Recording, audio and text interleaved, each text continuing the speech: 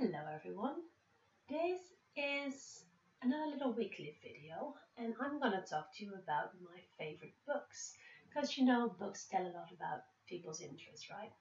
Like when I was younger I used to read books like Adventures of the Five or something like that, and books of Stephen King when I was a teenager, R.L. Stein when I was younger, these little page turners where they just capture you in storytelling and they just go with it, those types of writers. And when I was a little older, a little more about Stephen King and a little more of like Robin Cook with its intrigue and its excitement, and Dan Brown because he takes you into this adventure. Like those are the types of books that I actually literally read. Now there are a lot of books that I've read through audio. I have Storytel, I have Audible, and I love listening to books. I learn by and I think in situations, and I learn by looking and hearing. So audiobooks are just the perfect way for me to do that. So I've listened to Harry Potter, I've listened to the Twilight series, I've listened to Outlander, which is a very intricate series that is actually still going. And when I just go for some light reading, I will listen to Virgin River. And several of these book series I also have in physical form because, again, I like to both listen and look. So, and some of these series, I just have to have them. Like the Twilight series, like the Harry Potter books, like the Outlander series, and even The Hobbit and Lord of the Rings. I have them both on audio and on physical books. I just had to have them, sometimes that happens to you. And there are a lot of books that I have in my closet that are just books that say something about me, like general human knowledge. Of course, we have Simon Sinek's Start With Why. I mean, you kind of need that if you're into learning about humans. Speaking of learning about humans, this is a big one, literally. The Laws of Human Nature by Robert Greene. It has a lot of information about how to be human, how humans interact, and how that whole psychology and knowledge behind this and the intricacy and all of that. It just explains so well. And I have this one on audio as well because, as you can see, it's big and I'm never going to get through it if I'm just going to do it by reading. On the same lines are books like 7 Habits of Highly Effective People by Stephen R. Covey. It's hands-on basic advice on how to live your best life. And I love to learn from others. If I can learn from the mistakes and lessons that others have already made, I'm going to do it. So there's that. Then there's these 2 gems. Now, I have absolutely no problem in making friends, and I am not all that interested in wanting to make a lot of money, although it is a nice thing to have. But these 2 writers are basically groundbreaking in their field, and they are Dale Carnegie, How to Win Friends and Influence People, and Think and Grow Rich by Napoleon Hill. If you are into books about people and learning and the great big picture, these are just 2 must-haves. So obviously I have them in my little nook. They are also about the law of attraction, and that brings me to my more spiritual side. The actual law of attraction book that started it all, The Secrets. Now, it is a bit clammed up, obviously, but it does have some very solid examples, and it takes you by the hand and walks you through it. So if you ever want to find out what the law of attraction is all about, check it out. Or just watch the documentary, I suppose. Talking about taking you by the hand and making something easy, I am somewhere, like in my spiritual adventures, I'm somewhere between Taoism, Buddhism, and New Age in what I believe and stuff. So, of course, when I first learned about Taoism, I had to have the Tao of Po by Benjamin Hoff. I had to have it. I mean, you know, it is such a good way to get introduced to the principles through living with the adventures of Winnie the Pooh. So I just love that. I love books like that, you know. Bit deeper are books by Monchi, like Before I Am, where you're just basically sitting in a room with one of his get-togethers, and he answers the questions that the people ask, and you get taken on for a ride. So that's very entertaining to read every now and then. And my two books that started my spiritual journey when I was a teenager. David Fontana, The Lotus in the City. I actually bought this in Dublin when I was a teenager, when I was there with a friend, a high school friend, so that's how teenager I was. I was in high school when I bought that one. Lotus in the City, it is about how to find your calm and how to find a sense of spirituality and meditation in the busy society that we live in. So that was a nice one to start with. Basically tells you where I was going to go. And then a little bit more new agey James Redfield, The Celestine Prophecy. I think that was my second spiritual book that I bought, all the other way around, but those two were my first ones, so they will always have a special place in my heart. And those are two books that I actually read start to finish.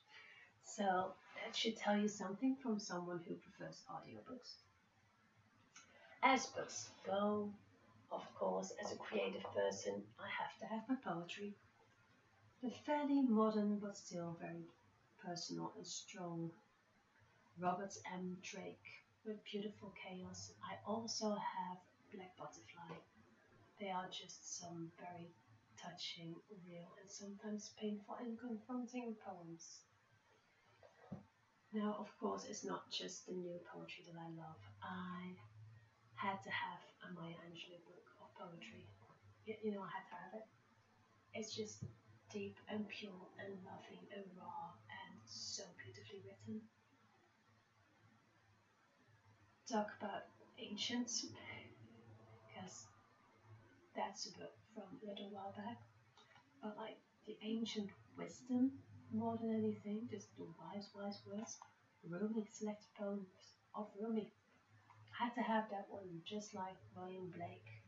There are such, those old wise folks, they had such depth and understanding of life and poetry that I just had to have just some of it in my closet. Same with Robert Burns, a Scottish poem and writer. There's a book of his poems in my closet as well. I just need that stuff around, you know, when I feel like I need some inspiration, I turn to that. When I feel like I need some personal guidance, I will turn to these. I will turn to Brene Brown, like Daring Greatly. It basically teaches you how to be courageous and be vulnerable in a world where it wasn't really understood that you could do that, and it teaches you how to do that and how to just be yourself. Now, also having ADD, I had to have this one. I've listened to it in audio before and then I had to buy it. It is Driven to Distraction by Edward M. Hallowell, who is a psychiatrist who has ADD himself. So he uses what he's learned, what he teaches his clients, the stories of his clients, and his own experiences. So it is very grounded, but also very relatable, and I absolutely love it. And it's actually very easy to read, having ADD. I am a very sweet person, I am a very kind person, I feel a lot, I overthink a lot, so I tend to worry a lot about what other people think. And so obviously I bought this book. Again, I have it in audio as well, The Subtle Art of Not Giving a Fuck by Mark Manson. Got to love it, got to have it if you are a sensitive soul like I am. Wolfpack, Abby Wambach. I came across this one thanks to a podcast by Brene Brown. Um, it basically redefines how to be a strong woman today and how to really be yourself and how to come together as women and help each other instead of bring each other down. So this is it's a small book. You can read it in like half a day, but it is incredibly powerful. So and again on a personal note, I found out that I'm a multi-potentialite through Miss Emily Wapnick and her TED Talk and this book, How to Be Everything. A multi-potentialite, for those who don't know, is someone who, when they were asked as a child what you want to be when you grow up, we had no idea because there was so many possibilities. How can you possibly choose one? And even today, I still have no idea what I want to be when I grow up.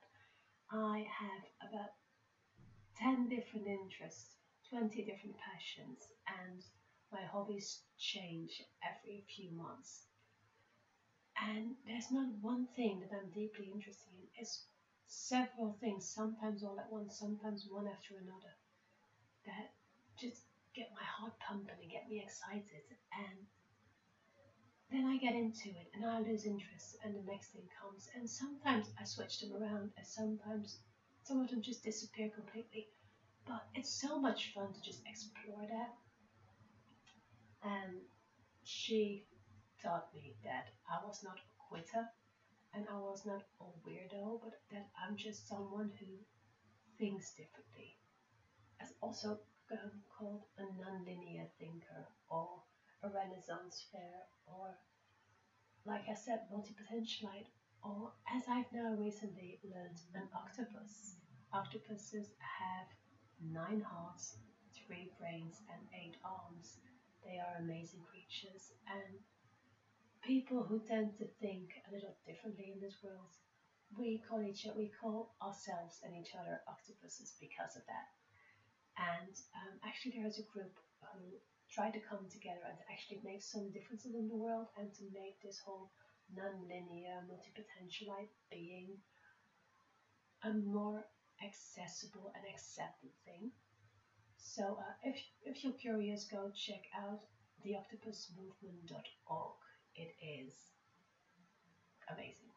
So that's just a little side note there. Um, anyway, yeah, so you have those books who really taught me about myself. And now I have the books that I absolutely love. And I love them because they are a little different. One of them is, again, Brene Brown. As you notice, I have a lot from her. It's one of her newest books. It's called Atlas of the Heart. It is a big book, but you get through it very, very easily. Because it's the way it's written, it's just pretty spaced out big letters and there's big quotes in it, so it's such an easy book to get to, but it has such important deep information. And this book came about because she realized after doing research for several years, asking people who joined the workshop at the end to fill in this survey, asking them how many emotions do you recognize while you've experienced them. And the grand total, like everything put together, grand total that most people could recognize while they were feeling it with three emotions that they could recognize and like explain about whilst they were feeling it. They were happy, sad, and angry. And of course, there were other people who had more, but like that is like the middle ground is 3. And we have so many emotions to choose from. So to have Brene Brown just basically sped it up for us in this book is just absolutely amazing. So I will just take this one and run with it whenever I can. Again, it's also an audio, and it is on one of the streaming platforms. I think it's I'm not sure which one it is, but look it up. And if you have it, go look at it. It is amazing, and she actually walks us through a lot of them right there and then. So pretty powerful. This one, this book, Mind's Platter by Naiwa Zebion. I don't know if I pronounce the name correctly, no idea. But this is just a book filled with wisdom. Just, oh man, all these things she wrote are so powerful. I'm just going to read you one. Yes, it's bigger ones, but also the short ones. I'm going to read you one short one. It's called Know Yourself. Have that wise instinct of knowing how you would react in certain situations before they happen, so that you can be well prepared to react wisely. Notice patterns in your behavior and the way you react in unexpected situations, so that you may prepare yourself to react better the next time. Once you master yourself, impossible will no longer stand in the way of your dreams. I see this woman has a level of wisdom and knowing herself in the way she writes and the way she tells stories. So I absolutely had to have this book, and I have another book of hers, but just so powerful and so good. Talk about powerful and good, and in tiny bite-sized pieces, these two books. Oh my gosh, these are my absolute favorite when it comes to a quick pick-me-up or like a little hug on paper. We have The Boy, the Mole, the Fox and the Horse by Charlie Mackay.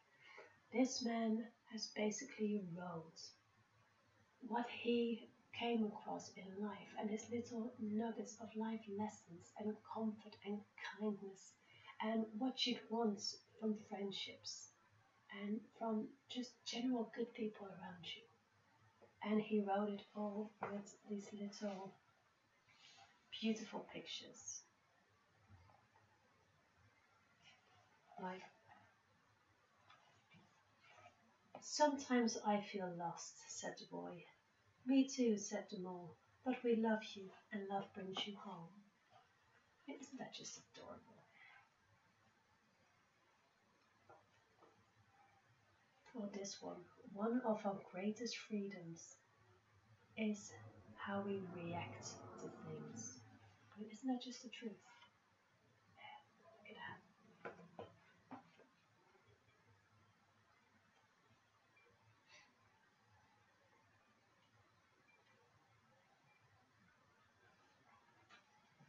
What do you think is the biggest waste of time?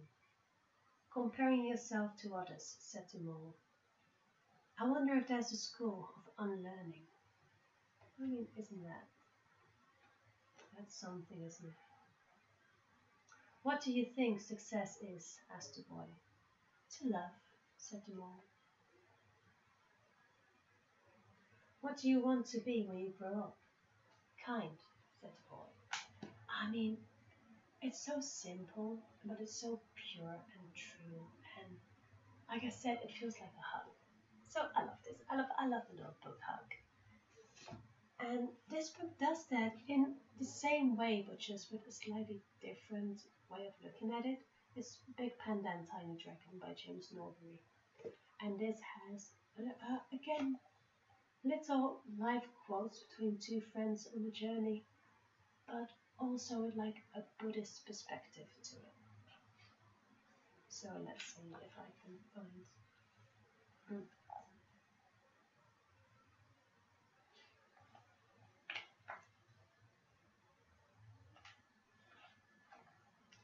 Like this one. How is that tree still standing? Asked Tiny Dragon. During better times, said Big Panda, it grew deep roots, and now it can weather any storm. You're a good listener, said Tiny Dragon. Listening has never landed me in trouble, replied Big Panda.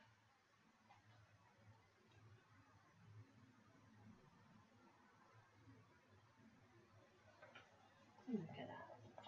Look at those pictures. It's amazing, isn't it?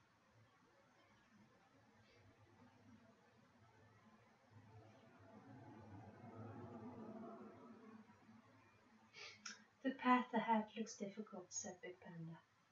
No matter how hard it gets, said Tiny Dragon, we'll face it together. Oh, it's just, it's just beautiful, isn't it?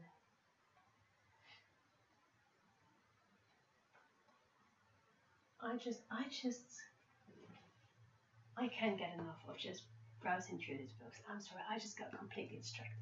So, those are my heart books. You know, those are the books that really spark joy. And speaking of joy and Heart and Brain by the Outfit Yeti. It is written by. It's funny. It's like the person who actually wrote it is obviously not the Yeti because the Yeti is a, a being in the book. But the writer is, where is the name? You hit your name, Mr. Selleck. Nick Selleck, thank you. Nick Selleck wrote the book. And it is about the heart and the brain, an actual heart and brain, and the way they shape your life, and the way they interact, and the way that the heart is just wanting to have fun and feel good and live in the moment and have a good time, and brain overthinks everything, and they keep bumping into all that. And they just do that in wonderful little comics. And it's fun, it's relatable, it's touching, it's entertaining, it's basically it's everything that life is. So I love this one. And I love this one almost as much. Where's Waldo? It's Where's Waldo or Where's Wally, depending on where you're from. But just looking for these guys and these little hidden treasures. It just never gets old. I love playing. I absolutely love playing, which is why I love Encyclopedia Brown. I came across this thanks to a podcast. And I bought 4 of them and I absolutely love them. It's like 5 pages max where you get introduced to a mystery and a question and you have to solve it. And it's perfect. It's for kids, but I love it. It brings my little child's heart so much joy, as does this beast of a book. I call it beast because I am a mythical beast. This is Red and Link's Book of Mythicality. It is a book where every page is completely different. It has different stories, it has different ways of being, and it is just a book that teaches you how to have fun and how to live, and it takes you on a journey of how you can do that. And it's just their personal stories, it's little tips, it's little bits from the show. It's just so much, and it's a little get together of weirdness that I absolutely love. So I just love to browse through this one and just have a good time. And last but not least, one of the books, the type of books that I actually still enjoy reading, is the Choose Your Own Adventure books, and this is one of them. I have two. I have one that's called Sherlock and one that's called Captured. Both are Dutch, so I'm translating now. But they are a Choose Your Own Adventure books. I know there's a third one, but I wasn't interested in that one. These two I am. You actually have adults choose your own adventure. And I love that so much. I can just sit there and play with this character and see where I end up, and then start over and end up somewhere else. See, I know I'm a little weird when it comes to these books that I love, because I have all these kind of semi-intellectual and spiritual books, and then the ones that my go-to fun books are just these. The ones that are a little childish, but also a little comforting and a little out there, and it just fits the way my life is and the way I think. I have such an out of the box way of thinking and standing in life that I need books like this around me. I need books like this to just take me out of normal life and normal society and either puzzle or search or think or laugh or feel or just something that doesn't require a lot of concentration but requires just enough to keep me entertained. And these books do that for me, so I absolutely love them. Along with all the other books I told you about, obviously, but it's just these last books that I really wanted to tell you about because they just tell you about how quirky and weird my little mind is. And I think that I have now given you a pretty good insight in who I am and what I'm interested in. And if you have any questions, let me know. This video has gone on quite long, almost approaching half an hour, which I'm not gonna allow that to happen. So I will stop this video now. Thank you for listening, for joining me in my little book excursion and excursion through my mind. And yeah, thank you for watching. And I'll see you again in the next video, and it will be a lot shorter. I promise you that. See you next time. Bye.